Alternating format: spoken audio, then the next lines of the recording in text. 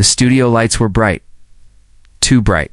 Jimmy Kimmel, known for his smug grin and rehearsed monologues aimed more at political opponents than punchlines, stood behind his desk that night with a noticeable shift in his demeanor, less confident. More rehearsed, almost wooden. The tension in the air wasn't imagined. It was earned. For years, Kimmel had transformed his late-night stage into a pulpit of virtue-signaling jabs and culture war potshots, laced with laughter from an audience that was coached to clap before the jokes even landed. But something had shifted in the last 24 hours, something seismic. The night before, Karoline Leavitt, the fast-rising political firecracker who had already gained a reputation as a media slayer and unapologetic conservative brawler, had walked into a live panel interview and, without so much as blinking, delivered a line so sharp, so lethal, so clean and surgical, that it sliced clean through the glossy Hollywood sheen Kimmel had spent decades constructing. What she said wasn't shouted. It wasn't a rant. It was a single sentence, clear, devastating. A sentence that would ricochet across newsrooms, social media platforms, podcast monologues, and political roundtables like a meteor through drywall. Oh? You're not a comedian anymore, Jimmy. You're just a bitter millionaire shaming working class Americans for applause. Just like that, silence, shock. The oxygen left the room. The audience stammered between gasps and laughter, unsure of whether to clap or cringe. Jimmy Kimmel, for once, had no punchline, no witty retort. Only the blinking stare of a man who realized in real time that his armor of irony had cracked. The sentence hit harder than anything Kimmel had encountered in years.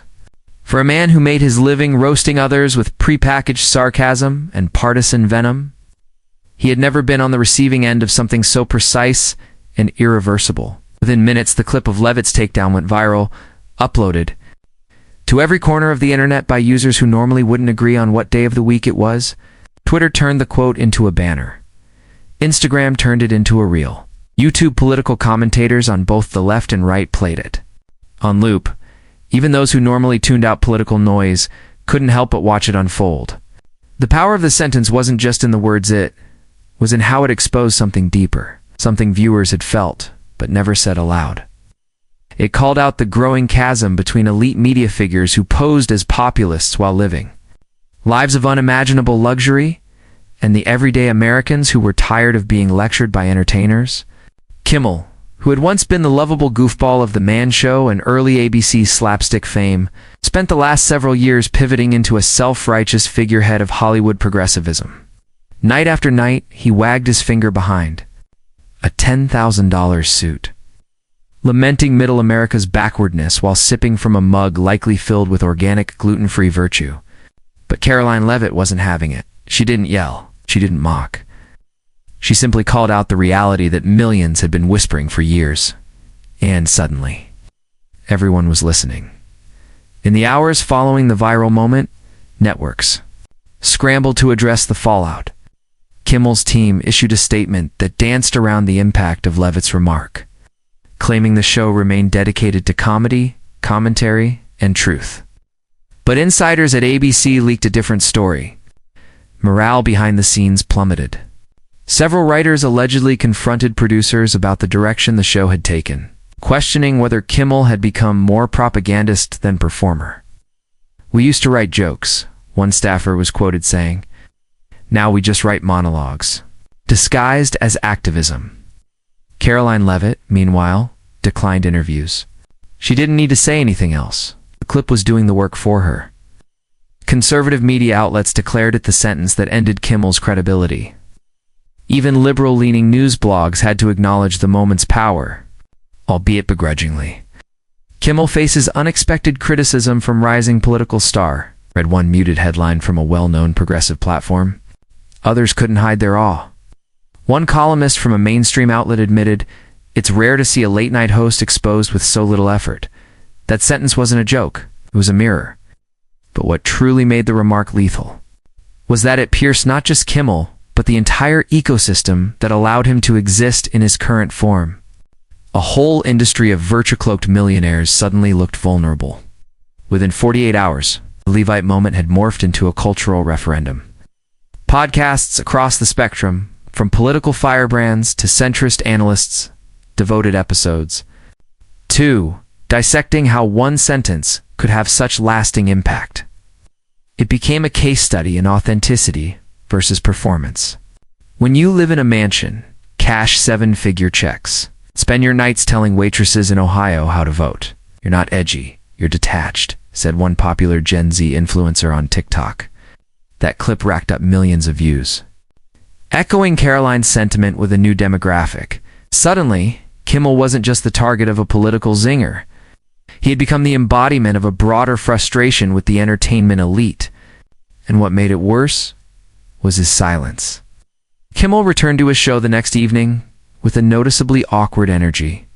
He opened with a half-hearted joke about becoming the punchline, with the studio audience aware of what had transpired, a lukewarm laugh at best.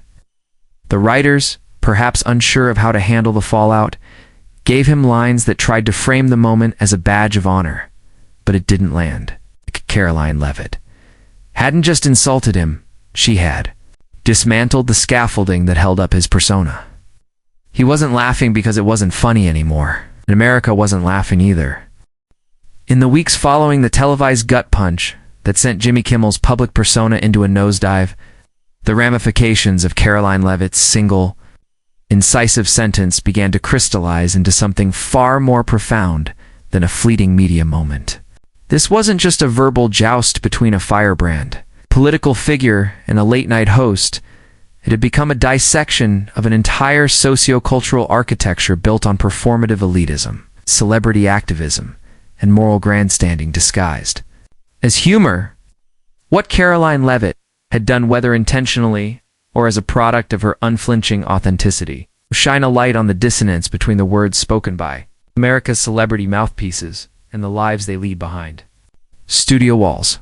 For decades, television figures like Kimmel had occupied a protected strata, guarded by institutional inertia, powerful entertainment networks, and the cloaking device of comedy. Was the perfect shield, say whatever you want under the guise of satire, and when the criticism comes, retreat into the role of harmless jester. But Leavitt's sentence rendered that shield impotent. She forced a collective reckoning with a hard truth. Many of those laughing weren't laughing with Kimmel, they were laughing at themselves, manipulated into believing that derision of the other half was some noble form of resistance. Kimmel's team, increasingly aware that the Leavitt remark had metastasized beyond viral mockery into something existential, began meeting with crisis consultants and PR firms in an attempt to rehabilitate his image.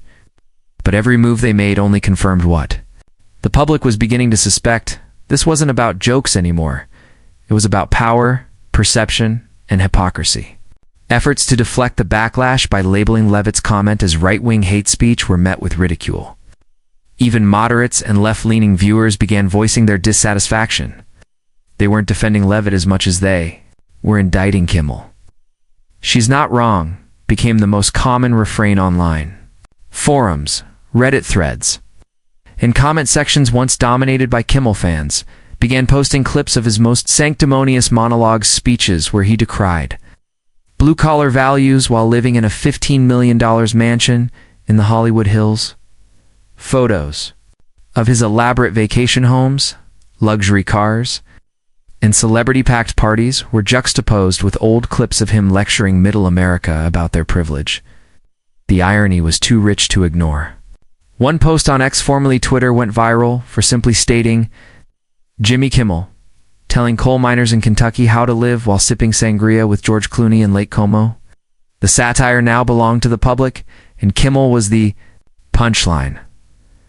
What Leavitt had done was force a paradigm shift in the late-night comedy industrial complex. Her words, just one sentence, reframed the genre, not as comedy, but as propaganda with a laugh track.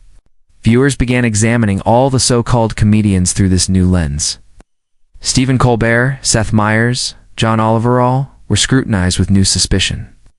The question was no longer whether their jokes were funny, but whether their platforms were being used as tools of ideological manipulation.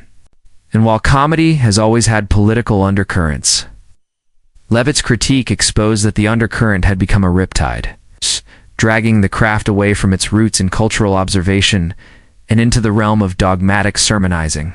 Kimmel, as the highest profile figure in this evolution, bore the brunt of the fallout. Sponsors noticed. Ratings began to slip not immediately, but with a steady, unmistakable trajectory.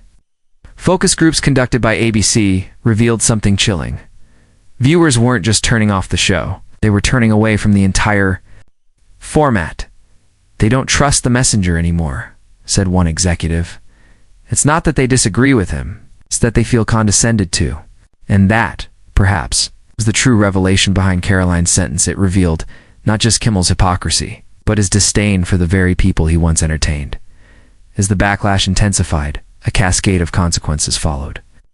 Advertisers, wary of associating with a host whose public perception had shifted from irreverent to arrogant, began pulling sponsorships or renegotiating contracts. One of Kimmel's most lucrative partnerships with a national beverage brand was quietly terminated. While the official statement cited strategic rebranding, sources within the company disclosed that internal polling had shown a sharp decline in brand favorability when paired with Kimmel's image. The financial implications rippled beyond Kimmel himself. ABC executives convened emergency meetings, debating whether to reshuffle the late-night lineup entirely. The internal memos leaked in part with one line reading, "We must assess whether Jimmy remains a strategic asset or has become a cultural liability." In other words, the network was no longer sure whether he was an anchor or an anchor, dragging them down. Meanwhile, Karoline Leavitt's political stock soared. Her ability to dismantle a cultural titan with poise and precision catapulted her from rising star to national phenomenon. She didn't crow about the victory. She didn't need to. Every day that passed without Kimmel recovering his footing was another day. Her sentence echoed louder in the national consciousness. This wasn't mere cancel culture in reverse. It was a long overdue recalibration of cultural accountability. Karoline Leavitt, by delivering a moment of unsparing honesty, had pierced the bubble that insulated entertainment elites from the consequences of their rhetoric. The message was clear.